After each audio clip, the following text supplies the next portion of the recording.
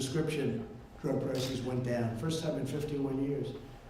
But to get them really down, we have to do exactly what we're doing. We need the votes of the Democrats, and they just didn't have the time to do anything, so maybe they will now have the time. But we're all ready to go on infrastructure, on reducing drug prices very substantially. We can reduce drug prices unbelievably easily and substantially, but we have to get Democrat votes. Okay? Thank you. Thank you, Governor. Please. Mr. President, you've had a lot of success with trade, USMCA, China, Japan. What's next on your agenda for trade? So Europe has been treating us very badly. European Union was really formed so they could treat us badly, so they've done their job. That was one of the primary reasons. But they treat us badly there. They treat us badly, frankly, on NATO. But NATO, I've gotten, as you know, $130 billion more they will pay, because NATO is going down like a rocket ship. Our past leaders would go over, make a speech, and leave. I went over, made a speech, and said, you got to pay more. Because the United States was paying everything. Essentially, they were paying close to 100%. And I let them know, we have no choice. And they are paying more. They paid $130 billion. I think my biggest fan in the whole world is Secretary General Stoltenberg, head of NATO. He said he can't believe it, because for 20 years it went down. It's like a roller coaster death. None of this just down. They paid less and less and less. And it got more expensive and more expensive with time. But I raised $130 billion my first meeting, and I raised $400 billion second meeting. So now it's in good shape. But, you know, we were taken advantage of by a lot of countries, a lot of allies, frankly. Sometimes allies do a better job on you than the enemy, because the enemies you watch out for, right? So, Pete, I think that the next thing could be Europe, where we talk to them very seriously. And they have to do it, because there's been over the last 10, 12 years, there's been a tremendous deficit with Europe. They have barriers that are incredible. I didn't want to do them while we were doing China, Japan, South Korea. You know, I didn't want to do the whole world at one time. Does that make sense? People learn that doesn't work out too well, even on trade. So we're going to be starting that. They know that. They know that. They're ready for it. You know, we made a good deal with Japan. We're going to do a bigger, much more comprehensive deal, but we're taking in $40 billion from Japan, which they didn't expect, nobody expected. We've done great on the trade. It's going to have a tremendous impact. Now, the virus that we're talking about having to do, you know, a lot of people think that goes away in April with the heat, as the heat comes in. Typically, that will go away in April. We're in great shape, though. We have 12 cases, 11 cases, and many of them are in good shape now. So, but a very good question. Yes, please, Colorado. Yeah, you mentioned deporting criminal aliens. What about also, what are your ideas for fixing it for the kind of the dreamers and the folks who are here that are hardworking and you know, it's really tough out there and they work on our farms and the kids who grew up here, and how do we do that, and at the same time you're also kind of enforcing the other side for those who violate our laws? Well, we almost had a deal on that with the Democrats, as you know. It was done. And then we lost a decision, and the Democrats said, Trump, who's that? Trump, who's that? But we were very close to having a deal in the Dreamers with the House and with the Senate. It would have been a very good deal for everybody. So we're looking at that, but now we're before the Supreme Court. I think we're going to win, because if we don't win, that gives the President of the United States unbelievable powers. You know, President Obama signed that bill. It was an executive order. And when he signed it, he said, essentially, I don't have the right to do this, but I'm going to do it anywhere. And he was upheld by a judge. And anyway, it'll be before the Supreme Court pretty soon. And at some point, I think we'll probably make a deal on that. I do feel that way. Okay? Good question. Question? Yes, please. Gary? How's Mitt Romney? I haven't talked. You keep him. We don't want him. Go ahead. States are used to Doing a great job in Utah, by the way. Go ahead, Gary. States are used to balancing their budgets. I think by and large we don't spend more than we take in. And I know you've unveiled your budget today, and I know there's a concern for you is the growing debt. Yeah. I know we've had nonpartisan economists talk to us as governors saying this is going to come back to bite us in the future if we don't do something about it. Yeah, I agree. What are we doing? How can we get to a more balanced budget? Certainly reduce the debt as opposed to continue to grow the debt. So we're putting out a plan today that over a period of, not that long a period of time, brings our budget and our deficit down to what it should be, which is close to zero. And I think people are going to be very impressed by it. We're not touching Medicare. We want to keep Medicare. We're not touching Social Security. We're making our country stronger again. We're not decreasing Medicaid. But we're doing a lot of things that are very good, including waste and fraud, tremendous waste and tremendous fraud. So we're doing that in terms of certain programs. And we're taking good care of our military.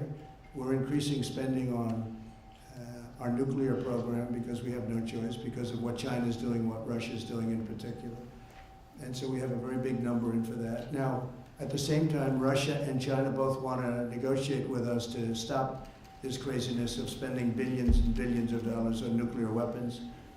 But the only way, until we have that agreement, the only thing I can do is create by far the strongest nuclear force anywhere in the world, which, as you know, over the last 3 years, we've very much upgraded our nuclear, but we're buying new. We have the super-fast missiles, tremendous number of the super-fast.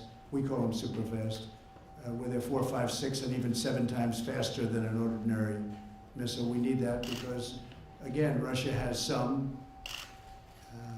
I won't tell you how they got it. They got it supposedly from plans from the Obama administration when we weren't doing it, and that's too bad. That's not good, but that's how it happened. And China, as you know, is doing it. So we have a tremendous $740 billion for military.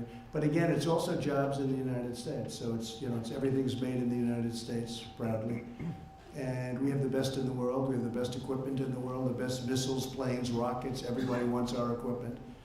We have to be very selective, obviously. But we're going to have a very good budget with a very powerful military budget because we have no choice, okay, about that. Ron, do you have something about, for instance, your plan of buying and cutting prescription drugs? You want to tell them what we're doing?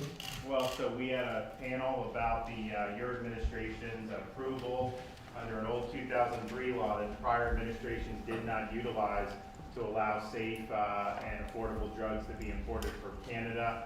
So that's going through the regulatory process. We in Florida are working our own parallel track. As soon as your rules are done and in place, you know, we're looking to buy, and you know, we could save a lot of money just for things like our prison system because the drugs are a lot cheaper. So we think there'll be good savings here, but I think it opens up a larger conversation, which I know you want to have, about why are we funding the drugs for everyone in the world? You know, Americans want relief, and I know you fought hard for that. But thanks for approving the Florida program. You can go, and Colorado's doing it also. You can go to certain countries, and the exact same pill made in the exact same plant, factory, wherever it may be, from one of the big companies, will sell for 50, 60, 70% less than the United States is paying because it's broken. It's a broken system. And so one of the things I've authorized is that certain states have requested, probably after this, everybody in this room will go back. But if we buy from Canada, you'll save 50% at this moment. Now, that may go up or everything may come down. One thing is going to happen or another. Either the drug companies are going to raise it and not make it possible to buy. They're going to raise it in Canada, meaning so you won't be able to do it. Or everyone's going to go down because you have a middleman in the middle that are making a fortune. Nobody knows who these people are, but they're getting rich because we had a broken system, and it's about time it gets fixed. So a lot of shakeup is going to take place. But if we had Democrats helping us, we could solve this problem in one day.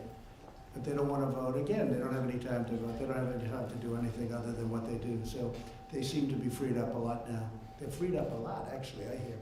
How about a couple of more, and then we'll let the press go and relax and take it easy. Please, Governor.